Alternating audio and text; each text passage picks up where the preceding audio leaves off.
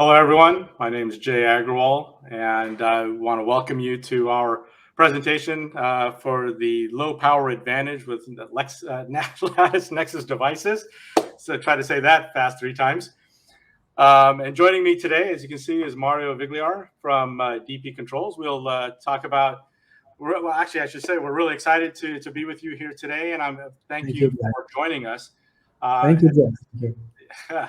Thanks, Mario, joining us for this presentation. And I think what you're going to find is this is a really interesting topic that we're going to be covering today. And if I could just advance the slide, there we go. What we're planning to actually discuss with you today is really the concept of low power and how low power really can be a differentiating factor, and how we can drive how low power basically drives basically total overall lower cost of ownership. So, low power is really at the heart of many product designs, right? Everyone, it doesn't matter on what application or market you're in. Everybody has a focus to drive lower and lower power. It really does drive overall cost, and that's what we're going to show you today. But also just to do well for the planet, right? So low power really is at the heart of many product designs today. The presentation we have, we're going to be showing you today, is really going to be focusing on providing tangible advantages that low power delivers, and we want to show you that, right? So we're going to do that by demonstrating low power through real world design. What we're going to do is we're going to compare and contrast our Lattice Nexus, a particular Lattice Nexus device, the Certus Pro NX, which we'll talk about in a few minutes. But we're going to compare and contrast that device specifically versus some competitive products that you'll find out in the marketplace today. And we're going to do a side-by-side comparison. And through that, what we're going to show you is really we're going to monetize the savings that you can see as a result of this low power capability that we deliver. And why we're really excited about this is a lot of times we've talked to customers, we've tried to explain the value of this, but I think this is really the first time I can really think of that we're really been able to kind of monetize that actual savings. What does it actually look like? So, and as I mentioned, just a quick introduction to myself. I'm Director of Product Marketing here at Lattice. I've been in the industry for over 30 years, worked for several companies in the semiconductor industry, and joined Lattice back in 2019. So really excited again to be presenting with you today. And again, want to reintroduce my partner in crime here today, Mario Vigliar from DP Controls. Mario, I'm going to hand it over to you, and maybe you can introduce yourself. Yeah, sure. Thanks, Jay. I'm Mario Vigliar. I'm CTO and founder of DP Control. DP Control is an Italian company which was born in 2002, so we are entering the 21st year of activity. And we are mostly digital atelier specialized in designing video systems and video equipment, and all kind of systems in which image sensors are being captured, processed, the data is being processed, and extracted information out of that. Since 2016, our company has been incorporated in a bigger company group in which I'm serving as General Chief Scientist, and since last year, the General CTO of the whole group. I'm leading a team of FPGA designers and experts in 2 sites in Italy. And yes, we are definitely long-time users of Lattice, and we are cooperating with Lattice with a number of designs. So let's see. Yeah, no, I think you actually got a couple more slides, Mario. Just a few. Oh, yeah, sure. So the company is active in many vertical market fields. We are talking about robotics, logistics, IoT, and nowadays there is an ubiquitous term that you will hear in many presentations, like edge AI. Wherever you can feel there is the need of making comprehension out of the images that you can capture at the edge, like in surveillance, access control, biometrics, traffic control, there can be an application which is a good fit for our company. So that is something that we can, it's our cup of tea, just to emphasize on this. And nowadays, we are stressing a lot about this kind of application with one of our peculiar pillars in the strategy of the company. Jay, if you can switch to the next slide, we have three specific pillars. One is the DAXP platform, which is our way to process data coming from sensors. Agile system, it's the super highly integrated processing elements for image sensors, which again is made by a combination of technologies in which also there is some lattice technology inside. Here today, we will show a peculiar application of our iSpeedo IP core, because we will see in the next upcoming slides that we were focusing on a specific application, including this kind of IP stuff. Really talk quickly about our agenda today. We're gonna, again, focus on low power is the focus, of today's presentation, and really, I think the theme of our discussions today here at our Lattice Developers Conference. So we're going to talk a little bit about how we actually deliver that low power capability through our devices here at Lattice. And then I want to do a very quick introduction of the Lattice Nexus platform and products. So, many of you may be aware that Lattice introduced the Lattice Nexus family in 2019. So we'll talk really quickly about that. And then the Lattice Nexus Certus Pro NX devices. And then from there, we'll actually get into the heart of the project that we performed with Mario and his team at DP Controls. And this was really that power comparison and compare and contrast of, our product against competitor products in implementing a real live world design. So we'll get into that. We'll talk about some of the project findings, and then of course we'll summarize at the end, and we'll have a Q&A session to follow up. Okay, so with that, I don't know if I can get my slides to move forward. So low power, this is really kind of the tagline basically of Lattice, right? We're the low power programmable logic leader. And how do we basically deliver that low power? And I will say we live and breathe low power here at Lattice. Everything we do with regards to our silicon solutions especially is really geared towards delivering low power, because that's what we keep hearing from our customers. That's what they want. And we know that there is a general drive in various market segments to deliver lower and lower power, but yet higher levels of performance, right? So two areas that I wanted to focus on is one, circuit and process technology, and then there's architecture, right? We use these two specifically to help deliver the low power, and we set ourselves apart by really innovating and focusing in these areas to deliver that low power capability with our devices.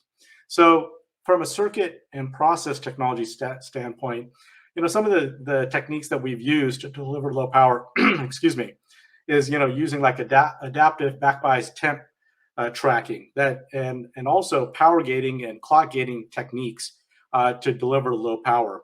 And the other thing that we've done is also we really focus in on process and what process can really help us deliver that low power capability. And in the case of Nexus, which again we'll talk about in a little bit more depth here in a slide or two, the Nexus device families were based off of the this low power FDSOI process, and in fact that process we're unique in the industry, in the FPGA industry, as we're the only FPGA supplier today to be using the FDSOI process. It delivers actually very, very low power and actually very high level of reliability. And we found customers have really, been attracted by the capabilities of what the FDSOI process really brings. Aside from the circuit and process side of things, we also have architecture, right? And there are a lot of trade-offs that are made and a lot of decisions that are made during the architecture process and design process to really enable low power capabilities.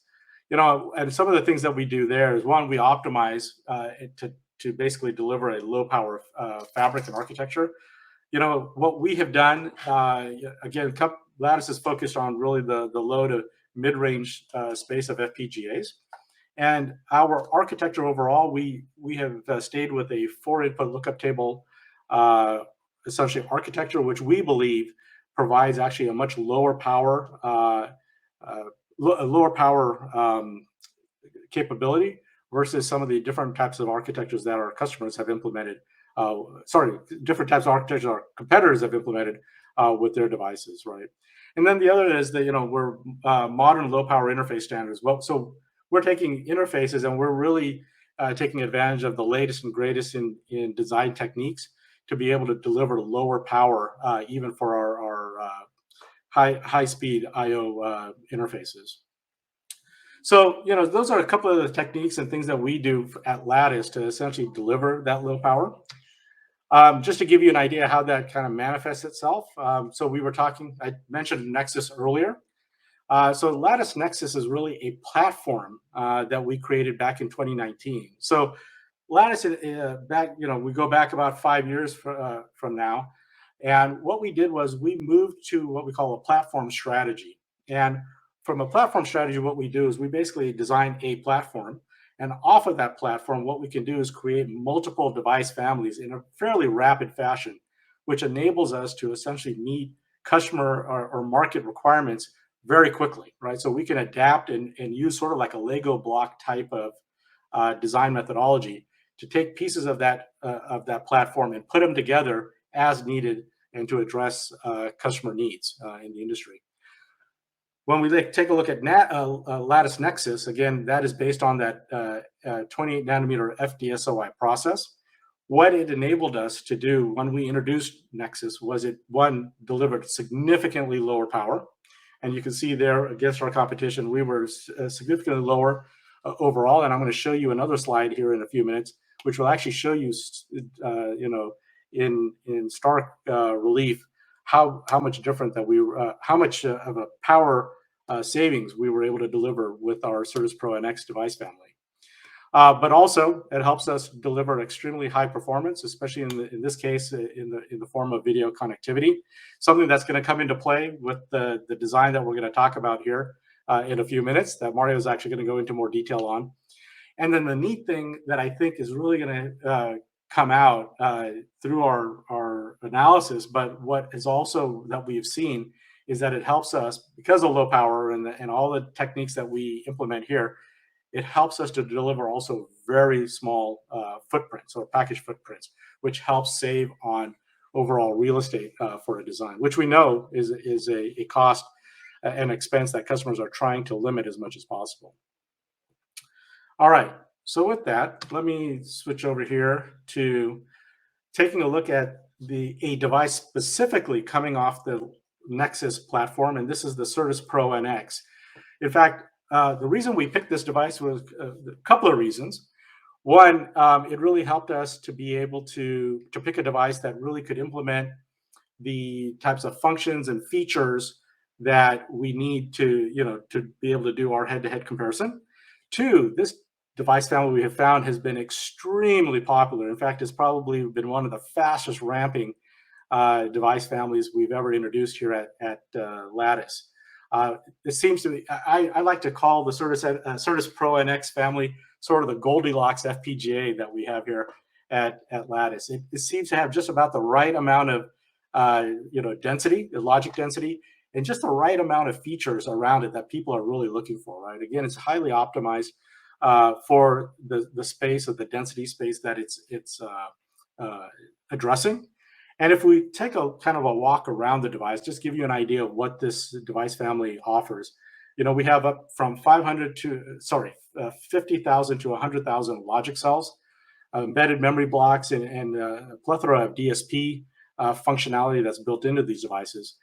We also enable LPDDR4, native basically interface to LPDDR4 memories. From a bandwidth perspective, we have 10 gig SerDes packed on these devices. It really helps us to deliver that high I/O performance that customers are looking for. And you're going to see we really utilize that capability in the design the design project that we have coming up. And then, like I said, we have a plethora of memory and memory on board, as well as the interface capability to DDR and LPDDR4 memories.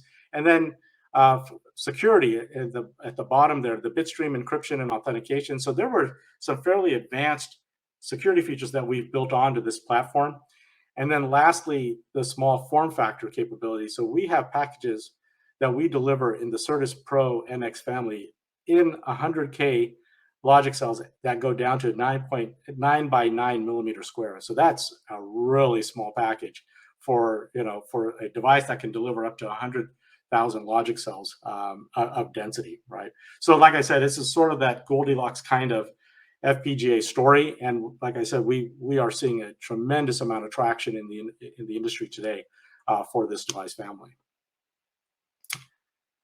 All right, so I did promise you I'd give you an example of sort of a comparison that we had done, and this is a slide that we showed when we introduced the Certus Pro NX family. This goes back to about 2021, mid 2021, when we introduced the family. And you can see here at the bottom, what we did was we are comparing the Certus Pro NX, in this case, a 100K logic cell device, against two of our competitors at the time, Xilinx and then Intel devices. And you can see we were able to deliver it when we were operating the device with our 5 gig interface. We were able to deliver 4x lower power. And then likewise at 10 gigabits per second IO performance, we were delivering that same 4x lower power capability. So, pound for pound, comparing the Certus Pro NX device family against these two competitors, we were able to clearly show at that time through examples, we were able to demonstrate specifically against those competitors that we were able to deliver 4x lower power at these kind of IO performance parameters. And I think what you're going to see here is also through the design example, our capability to deliver that lower power, again, specifically against these two competitors, but two slightly different devices that we've used. We know that, time marches on. Customers, each of our competitors are also introducing new product families and their new thrust families. And so what we've done is we've tried to update this comparison and give you even more detail through this design example or project that we've done with DP Controls. So I think with that, I'm going to kind of turn it over to Mario. I think I've done enough talking here, Mario, and we've kind of whet the appetite with regards to what's coming. Why don't we dive into it, and you can talk about the details of the design itself and what were our findings. Thanks, Jay, for the introduction on these topics. We are now digging into the details about which were our experiments, our test drive to compare to existing platforms based upon competition, and we will see all the details in the upcoming slides, and the reference design board by Lattice. So in practice, we are comparing Certus Pro NX versus an AMD RTX UltraScale Plus 15P and an Intel Area 10 GX 160. What is the common ground into this comparison? We were not comparing. We decided not to compare together, not to compare standard designs, but a design which was heavily using also the high-speed interfaces, namely the SerDes. As I was saying before, our bread and butter as a company at DP Control is video processing. On the right side of this slide, you can see our flagship product, and it's a camera which is capable to deliver 12 megapixels, so 4,000 by 3,000 pixels at the blazing speed of 184, in reality is 185 frames per second, via an interface which is the Thunderbolt 3, which in practice is like a PCI Express on a two-wire copper. And apart from the physical Thunderbolt transceiver, in reality, the camera is doing SLVS to PCI Express. And especially in this design, we were considering a real-world application for this high-speed architecture, and our existing camera was used as a baseline for the comparison, as you correctly pointed out in this slide. We can go next, or better, last word. Topic is understanding where we are in terms of power savings and what the power saving can imply in terms of money saving at the end of the day. So not only the amount of power we are going to save, which is a super relevant topic, but also the amount of money we are directly or indirectly saving from the different architecture. So in practice, we are talking about the total cost of ownership for these products. Okay, let's go next. A few words about the design. So first of all, we want to stress on very high speed interfaces. So as you correctly pointed out, Jay, on the Certus Pro, we have an extensive, a rich set of features in terms of high-speed interfaces. Onboard SerDes can top up to 10 gigs per channel, and having such a powerful SerDes allowed us to design, or better, to put on the same level an application using SLDSEC, which is a very high-speed bus made by mostly used by Sony for high-end imagers in the industrial range of the Praeges S family. And in this case, we configured the bus at a very high speed. Then we have some capture logic for grabbing the data out of the SLDSEC bus. So the SerDes is doing the super low level, so capturing the data at the wire at high speed. Then there is some capture logic that must manage the protocol level. Then we have a DDR4 buffer for the data captured by the capture logic, and the DMI engine that must manage the complete flow of information. So from the sensor to the memory, from the memory to the PCI Express endpoint. In terms of PCI Express, again, here we're using PCI Express Gen 2 or Gen 3, depending on which configuration we are looking for. And again, at a reasonably high speed. So we want to be able to saturate the link for PCI Express because we are pushing out all the data coming out from the SLDSEC bandwidth.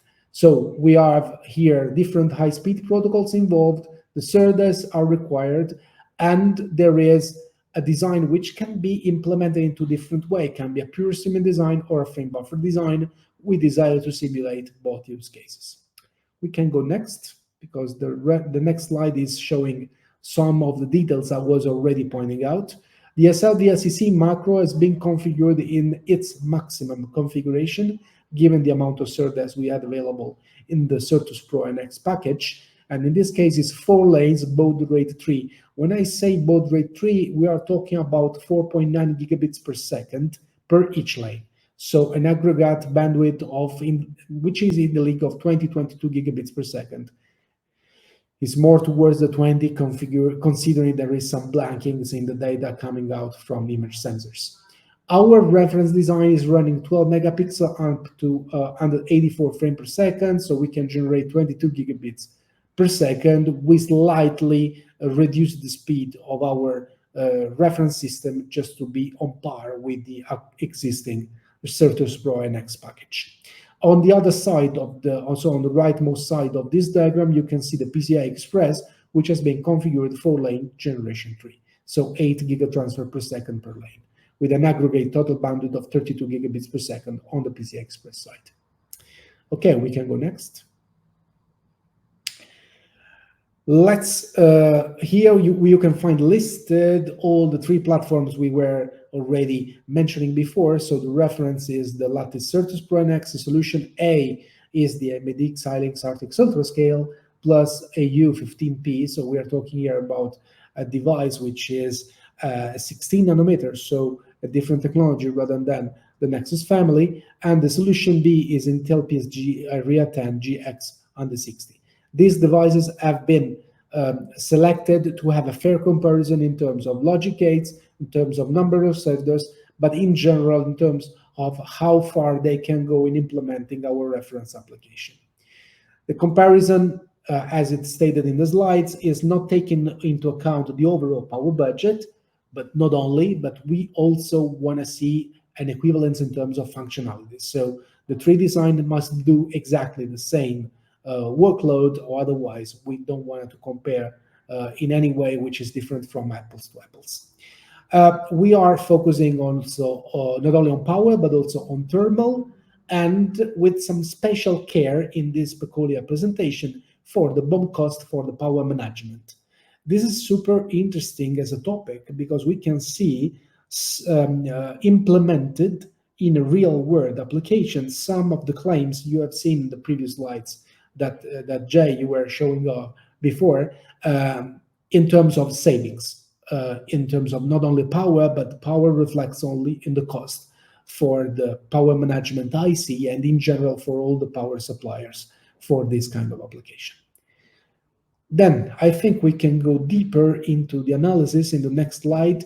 This is a very, very broad. In the next upcoming 2 slides, there will be more details, but here is at a glance comparison between the power trees of the 3 boards. And consider that for the AMD and Intel, so solution A, solution B, we are talking about an off-the-shelf product. And for the Lattice, we are talking about a reference design. So normally in a reference design, you have some extra functionalities that are not really used in your existing and real world design. So even if we consider this topic, the power, this is the maximum draining power coming from the nominal values out of the power tree for the 3 architectures, is clearly saying and clearly stating a point. The solution by Lattice is stating in the league of 15 watts, and we are talking about the overall power budget, is not the effective power consumption of the FPGA, which will be highlighted in a moment, versus the solution A, which is in the league of 37.2 watts, and in solution B, which is beyond 45 watts. If we go deeper into analyzing what is the real effective FPGA power consumption, so focusing only on the FPGA as a component, not part of a bigger system, but focusing only on the FPGA with this design loaded, numbers are even more interesting because the Certus Pro NX is in the league of 1 watt in total, out of which 0.3 are related to the CERDES. And with this data, we derived from the power compiler and also measured in the real world application. While for the solution A, we are talking about 3.78 watts, out of which 1.5 is for the CERDES. And for solution B is even worse, 8.4 watts, out of which 3 are for the CERDES. So numbers are exactly in line with the amount of savings we were telling before. So let's go next for getting a more in-depth analysis versus solution B first and solution I. Yeah. So shall we go next? Give me a second here, Mario. I'll get it. I think that was it. By the way, I just wanted to say I was impressed with this slide. In fact, I think when I first saw this, I probably asked you a few questions about this, Mario. Like, are you sure about these numbers? Yeah. But I made you kind of prove it that these were the actual numbers that we had. So I don't know if we can even say enough about just the overall difference in power. But you can see here we're delivering significantly lower power versus our competition. And I think that point you brought up about how if you take a look at the Certus board, it really wasn't optimized for this particular solution. So there are a few extra things that are on that board versus the A and B solutions were optimized for this, for this functionality, right? It was exactly my point. When you stare at the Certus Pro NX power tree, you can clearly see, but this is a publicly available data. You can download the schematics from the Lattice website for this board. And you can simply see that there is always the same power island for all the derived voltages below 5 volts. So in practice, all the core voltage, auxiliary voltage, CERDES voltage, and peripheral voltages, the power rails which have been implemented into the reference design are all running on the very same DC-DC, which is, in most cases, oversized versus the real power consumption of that reel. So in terms of space, in terms of power, there is even so much improvement that can be done on that reference design. And even in these conditions, for that reason, I was highlighting exactly which was the consumption of the FPGA versus the maximum power budget, because as you can see, the difference is huge, is impressive. We were checking, double checking, triple checking these numbers because also it was not it's a hot topic. There is something that must be absolutely clear when it comes to that point, that you are making the calculations the proper way, calculation and measurements. And we did both exactly for that reason. And there is also side effect that will be shown in the upcoming slides, the one that you were already showing for a moment. And if you can switch on the next slide, you can clearly see a very interesting topic. Repeating this power island can generate immediately scaling economy. So by reusing always the same power management IC, of course, you are not super optimal in terms of real estate, and you are, okay, DC-DC are normally highly efficient in terms of power conversion rate. So we are talking about something which is beyond 90% of efficiency. So we are in the excellence league of DC-DC, but nevertheless, the overall compound for the power management on the Certus Pro is costing something around $10. So $9.98, which seems like a marketing price, is not that way. This is coming from the bare calculation done on the bill of materials. And you can see that most of those prices are not even for the active components, but for capacitor, high capacity capacitors. Sorry for the word alliteration. But in general, if we compare on the other side with, in this case, the AMD solution A, there is a significant amount of saving that you have here. There is a factor 2. So you are correctly calculating. There is a saving of $12 only for the FPGA power section. And in some cases, there are a few portions of the design in terms of power which are nominally in a low power range for the Lattice on the AMD, and even worse, you will see in the Intel design. They are starting to require power in the league of 4-6 amps, which require expensive components. And these expensive components are also taking lots of space in terms of real estate. So let's check next slide also to have a more complete plot of the story before. I was even more impressed with this slide.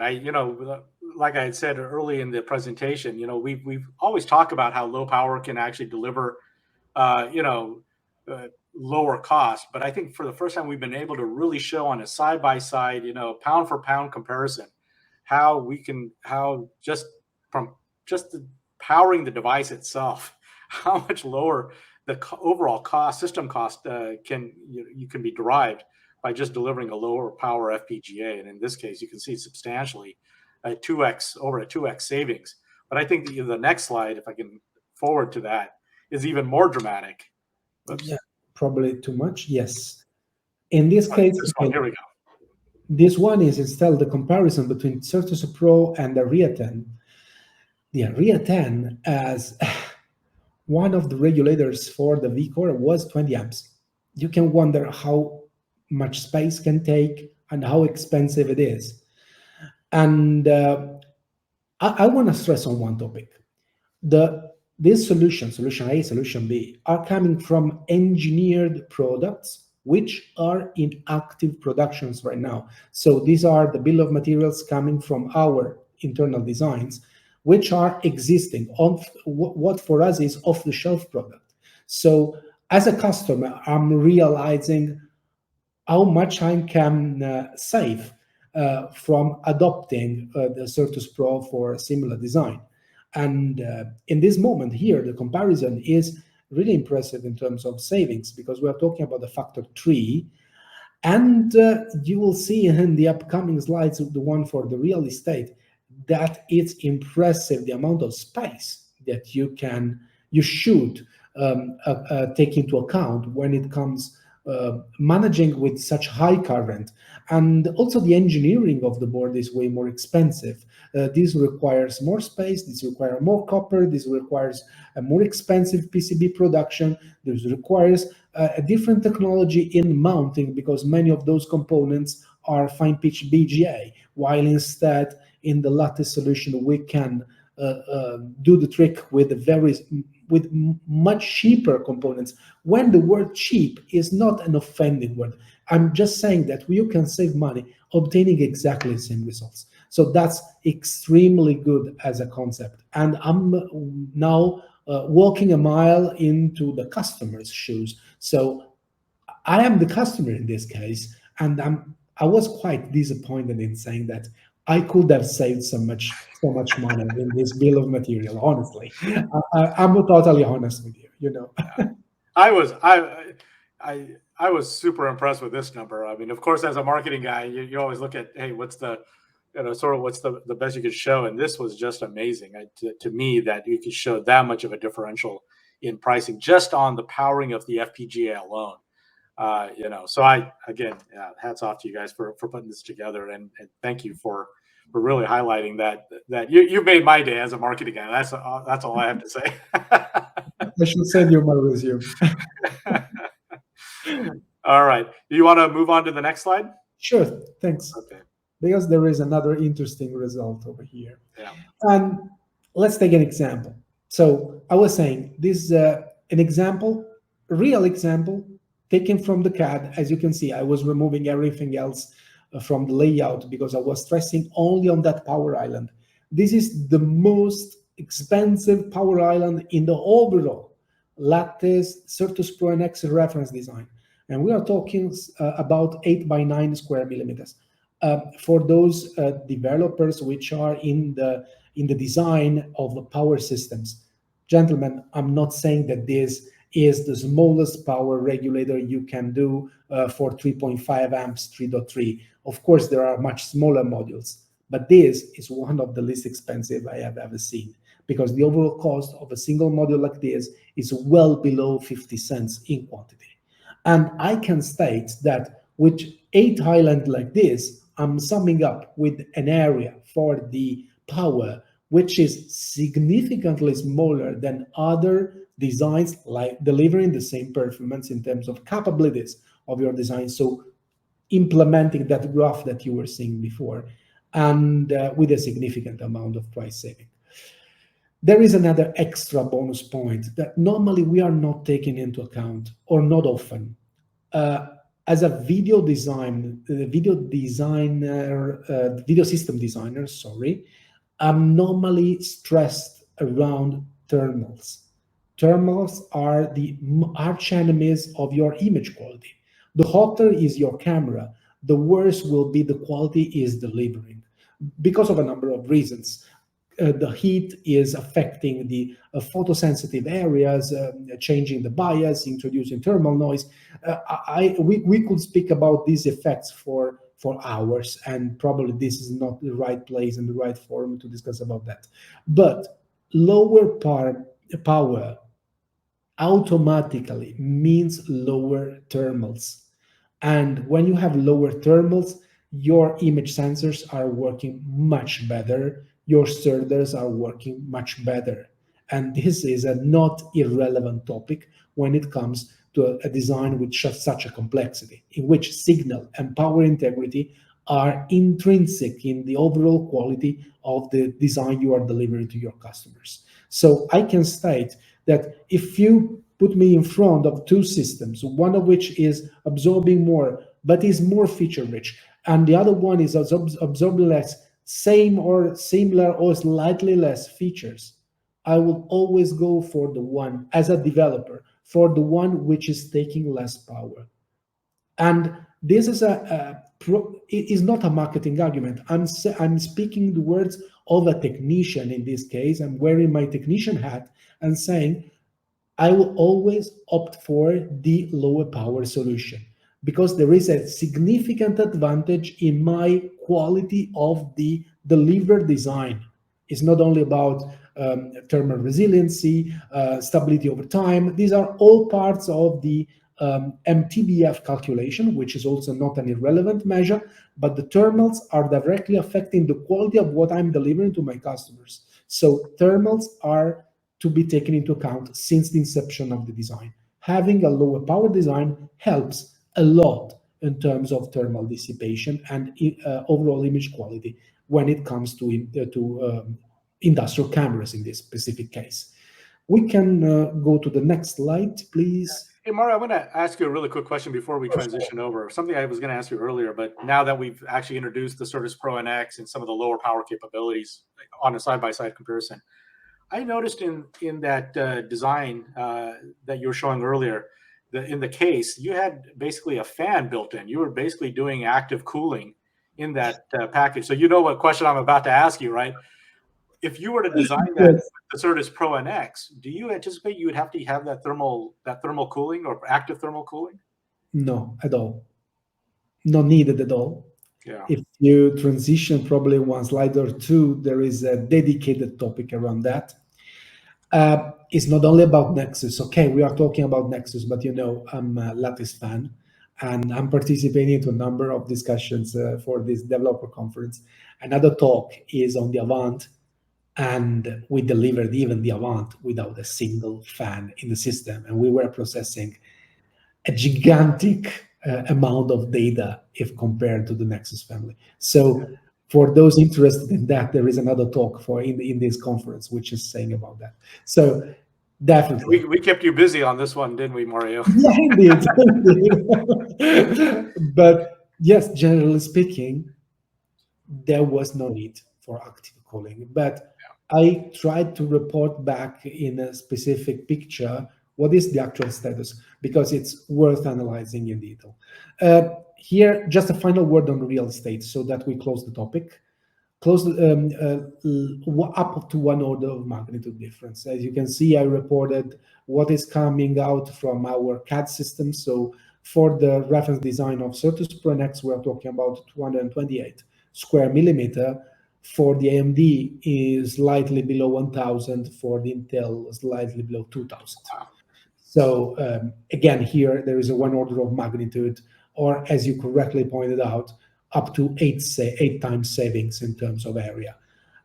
Area is crucial when it comes to organizing a proper product for space-constrained application. And normally when it comes to video, you know, video cameras, probably not in the industrial market, but if you go on broadcasting, which is another super active market for SLVSEC and fast SerDes. So this is exactly the same topics we are discussing here. Broadcasting is a super space constraint. You want to have all the feature, the smallest is possible in terms of size, because you want to give to your camera operator not a gigantic backpack like in the 90s, when the cameramen were playing around with the Betamax on their shoulders. And here you can deliver broadcast cameras, and we have a project around that, in palm of your hand based upon FPGA. So it's an unbelievable flexibility. Jay, this is a topic we discussed many times in person. We had a long chat around that. And having the flexibility of making your design modular in terms of size, in terms of power, in terms of thermals, it's a key factor for those which want to start a new design from scratch.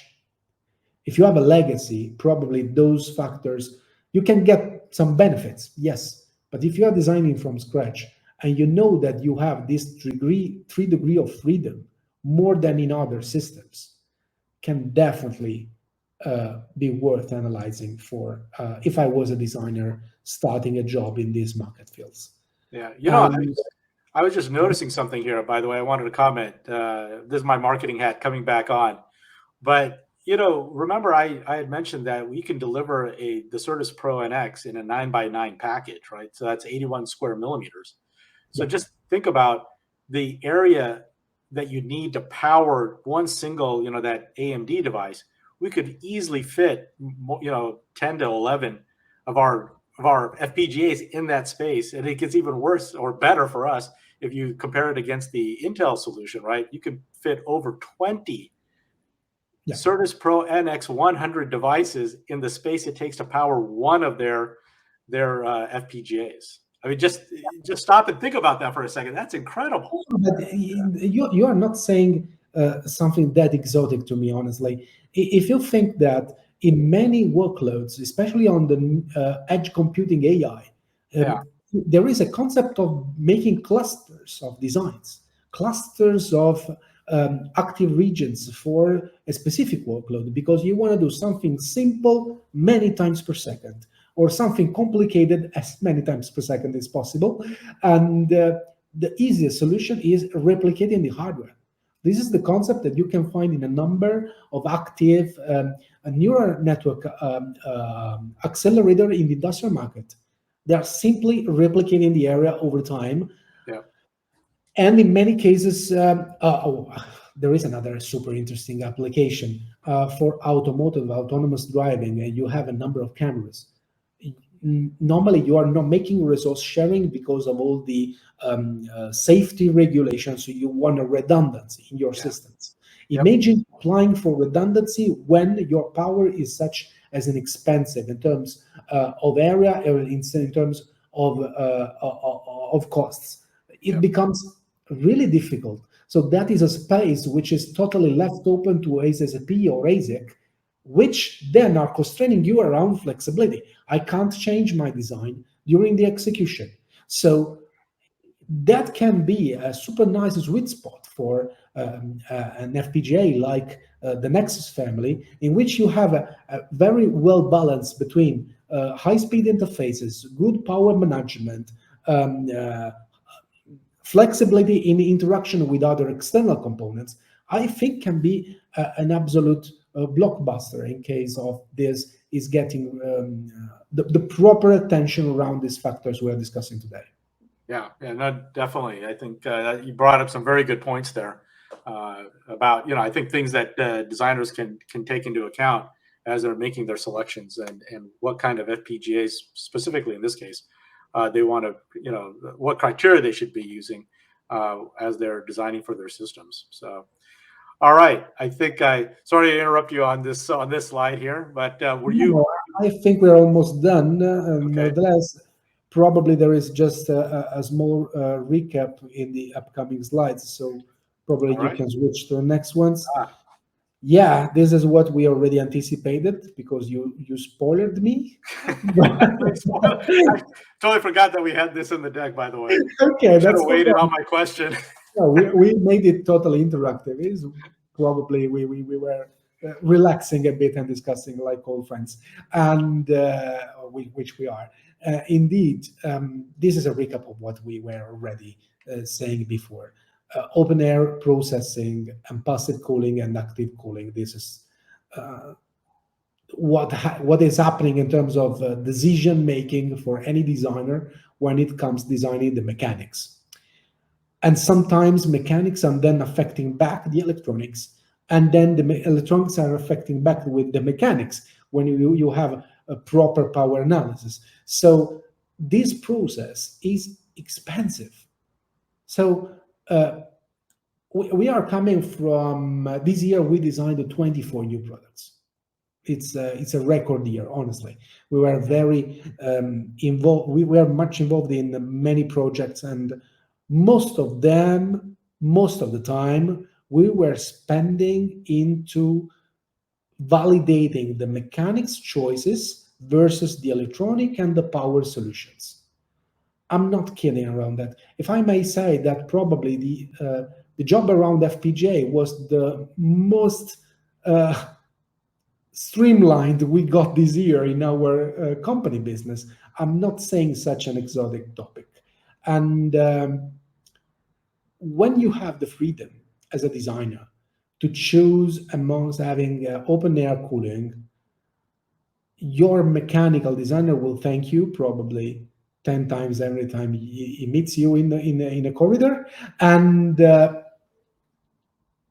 you are giving him more freedom in designing your shape.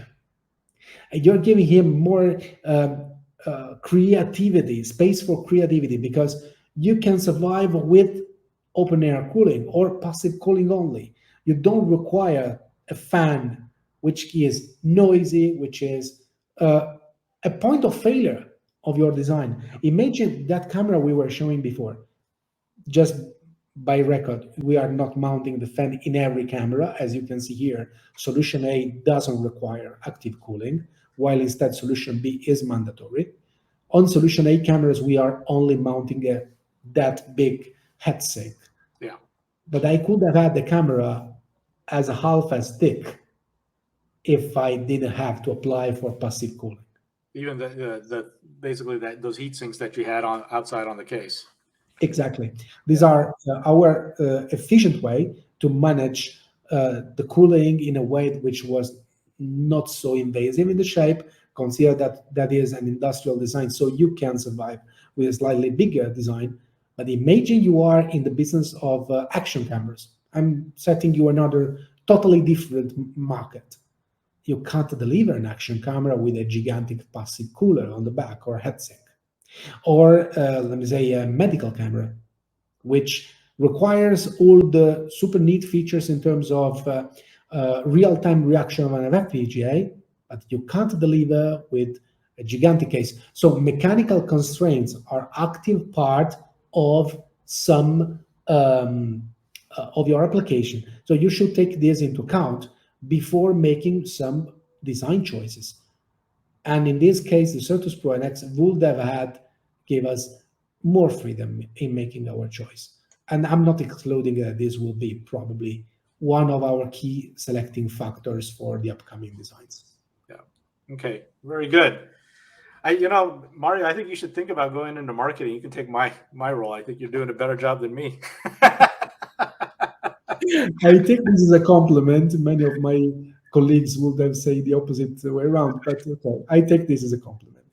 Oh wow! Looks like we've had so much fun talking about this. We've reached the end, and I think we're starting to get the hook. Also, I see the moderators telling me we gotta go. Yeah. I think just to wrap up, and then I will leave back to you. We were showing that things can be made cheaper, smaller, and inherently more reliable, because everything which drains less current, less power, and becomes less hot than other designs is for sure a more reliable object. So we are removing many points of failures in our designs, and this is absolutely something which we should take care in designing our upcoming systems. Then I will leave back to you for the conclusions. Yeah, no, thank you, Mario. Really appreciate the work you did, and I think you did a great job explaining. Actually, I think you did a great job explaining what we did in this project and the results that we saw. And I think the point I really want to make is that we're only showing a piece of the design and only a portion of where you're saving. Where you'll see savings, right? I mean, I think we alluded to the fact that.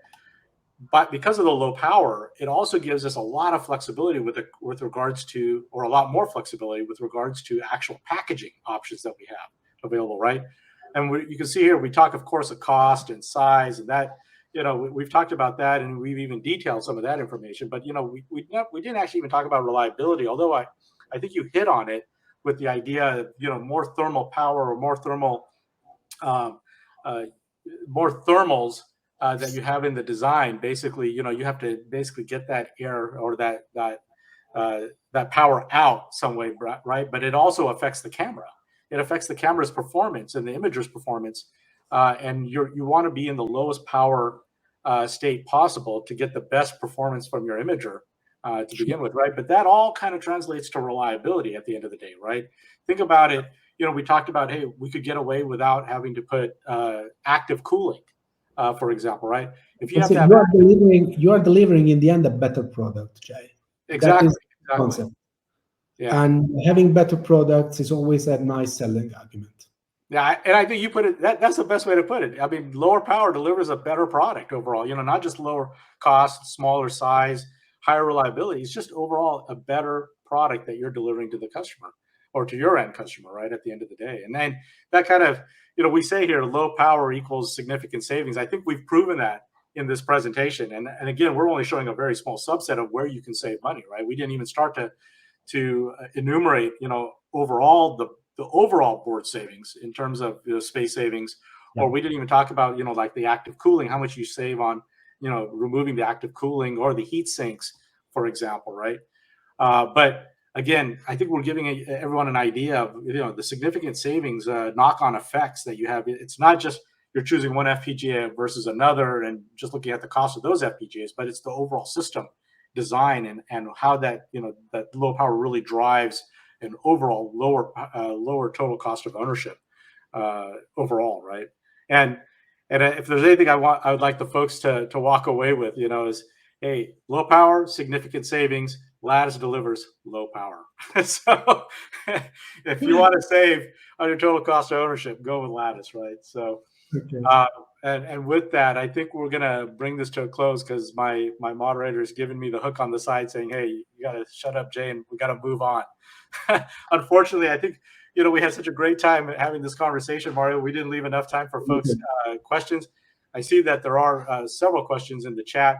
I apologize we didn't have time to get to those, but I think what we'll do is we'll definitely coordinate and get all of those questions answered off post, and I think we'll have some information on how we can get those answered off for folks and how they can access those answers to the questions that they have. So I think with that, Mario, I want to thank you again for your time, your effort. I know we put you kind of through the ringer with multiple sessions that are going to be coming up, I think, after ours. So you're going to be seen in a couple of different sessions here after this one. But again, really want to thank you for all your effort and your professionalism on this project. I know you really drove to make sure that we really did an apples to apples comparison. We really did. I know you took a lot of pains to make sure that we had that. So thank you again for all your efforts. It was a pleasure. And also, we had other development teams also cooperating with us. So up to you to make the notice. And thank you. Thank you for the reminder. So I did want to acknowledge there was another team of folks. They're out of Germany. Their name is Citrobits, another partner, a Lattice partner, who did provide services, and they were included, or they were part of this active work that we did on this project. So we also want to acknowledge their efforts and thank them for what they provided. And if you'd like to contact them, you can see their contact information has been added here as well. So again, Mario, thank you again for all your efforts. And again, I would like to also thank the folks at Citrobits who really helped us out quite a bit on this project. And again, I'd like to thank everyone for joining us for this breakout session, and wish you a great day.